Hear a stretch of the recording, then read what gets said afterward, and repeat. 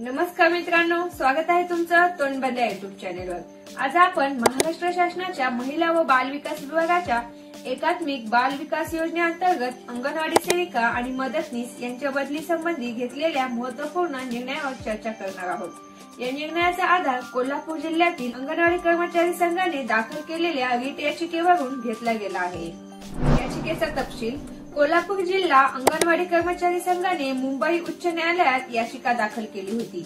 यात अंगणवाडी सेविका व मदतनीस यांच्या बदली संबंधी स्पष्ट धोरण तयार करण्याची मागणी करण्यात आली होती।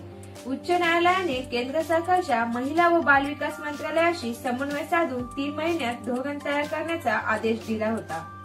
संघटनांचे अभिप्राय: याचिकेनंतर अंगणवाडी कर्मचारी संघटनांचे अभिप्राय मागवण्यात आले।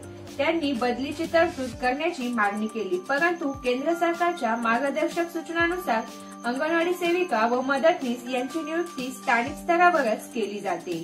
स्थानिक नियुक्तीचे फायदे: स्थानिक कर्मचाऱ्यांना त्यांच्या समुदायाची चांगली माहिती असते, तसेच समुदायाशी असलेला परिचय योजनांची अंमलबजावणी प्रभावीपणे करण्यास मदत करतो। स्थानिक सेविकांमुळे योजनेविषयी देण्यात येणाऱ्या माहितीला अधिक चांगला प्रतिसाद मिळतो।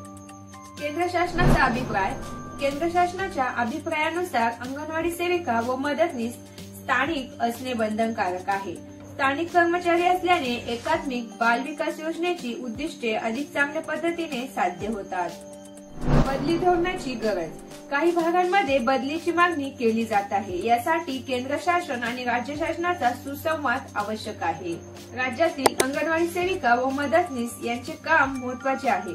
त्यांच्या स्थानिक स्तरावरील सहभागामुळे एकात्मिक बाल विकास सेवा योजना अधिक प्रभावी होते। तरीही बदल्यांसाठी योग्य धोरण आखणे ही सरकारची जबाबदारी आहे। जर तुम्हाला या विषयावर अधिक माहिती हवी असेल तर तुमची मतं कमेंट बॉक्स मध्ये नक्की कळवा आणि तोंडबंद युट्यूब चॅनेलला सबस्क्राईब करायला विसरू नका। धन्यवाद।